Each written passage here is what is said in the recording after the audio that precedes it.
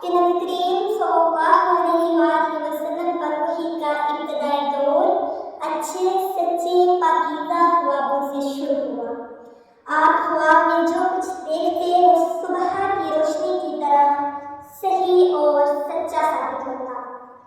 پھر منجانب قدرت آپ تنہائی پسند ہو گئے اور آپ صلی اللہ علیہ وآلہ وسلم نے غار حرا میں خلوت نشینی اختیار فرمائی اور کئی دن اور رات جب تک گھر آنے کو دل نہ چاہتا وہاں مسلسل عبادت اور یاد الہی اور ذکر و فکر میں مشغول رہتے۔ توشہ ہمراہ لیے ہوئے وہاں رہتے۔ توشہ ختم ہونے پر ہی اپنی اہلیہ محترمہ سیدہ خدیجہ رضی اللہ عنہا کے پاس تشریف لاتے اور کچھ توشہ ہمراہ دے کر پھر وہاں جا کر خلوت گزین ہو جاتے۔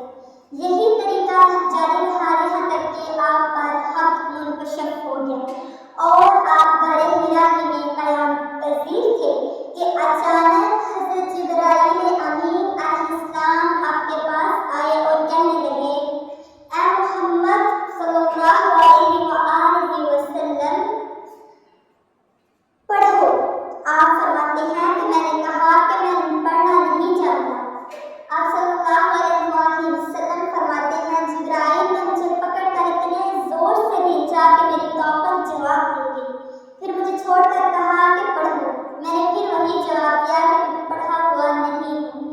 جبرائیل امین نے مجھ کو نہایت ہی زور سے بھیجا کہ مجھ کو سخت تکلیف محسوس ہوئی۔ پھر اس نے کہا کہ پڑھ۔ میں نے کہا میں پڑھا ہوا نہیں ہوں۔ جبرائیل نے تیسری بار مجھ کو پکڑا اور تیسری مرتبہ مجھ کو بھیجا۔ پھر مجھے چھوڑ دیا اور کہنے لگا، اقرأ بسم ربک الذی خلق، خلق الانسان من علق، اقرأ وربک الاکرم۔ پڑھو اپنے رب کے نام کی مدد سے جس نے پیدا کیا اور انسان کو خون کی پھٹکی سے بنایا۔ پڑھو اور آپ کا رب بہت ہی مہربانیاں کرنے والا ہے۔ بس یہی آیات حضرت جبرائیل علیہ السلام کو سن کر اس حال میں غار حرا سے واپس ہوئے کہ آپ کا دل اس انوکھے واقعہ سے کانپ رہا تھا۔ آپ سیدہ خدیجہ رضی اللہ عنہا کے ہاں تشریف لائے اور فرمایا، زملونی زملونی، مجھے کمبل اڑا دو، مجھے کمبل اڑا دو۔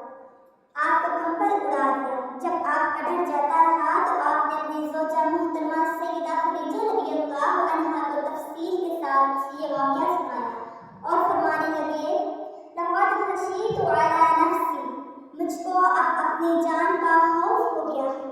ام المومنین سیدہ خدیجہ رضی اللہ عنہا نے آپ کی ڈھارس بندھائی اور کہا کہ آپ کا خیال صحیح نہیں ہے۔ اللہ کی قسم آپ کو اللہ کبھی رسوا نہیں کرے گا۔ آپ تو اخلاق کے فاضلہ کے مالک ہیں۔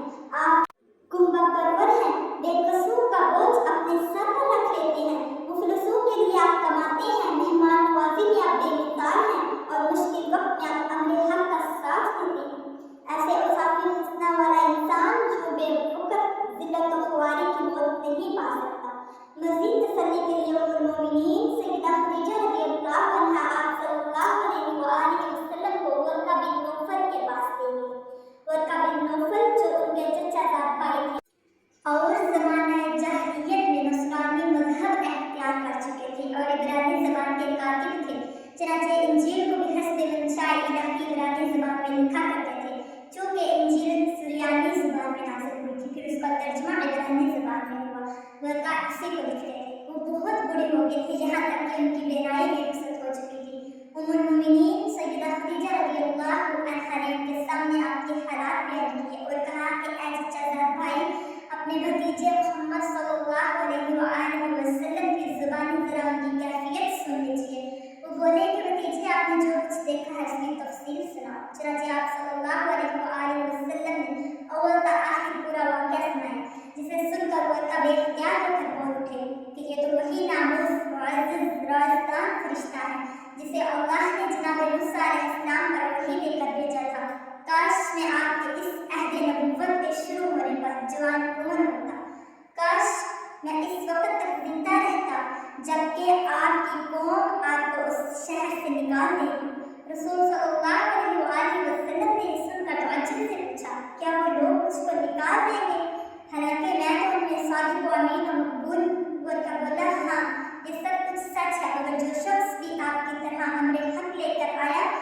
اس کے دشمن ہی ہوئے ہیں۔ اگر مجھے آپ کی نبوت کا وہ زمانہ مل جائے تو میں آپ کی پوری مدد کروں گا، مگر وقت کچھ دنوں کے بعد انتقال کر گئے۔ پھر کچھ عرصہ تک نبی صلی اللہ علیہ وآلہ وسلم پر وحی کی آمد موقوف رہی۔ جزاک اللہ خیرا کثیرا فی الدنیا والآخرہ۔ السلام علیکم ورحمۃ اللہ۔